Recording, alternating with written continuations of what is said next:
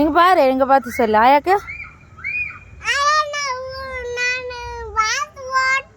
இங்கே பாரு. அப்புறம் சிம்மப்பா, சிம்மப்பா இங்கே பாரு, இங்கே பாரு. ஆ இங்கே பாரு, இங்கே பாரு. அப்புறம் சுவாதி ஆயா ஆடு வேகமாடு சொல்லு. ஆயா அத்தை வந்துக்குது எங்கள் வீட்டுக்கு சொல்லு, சொல்லு.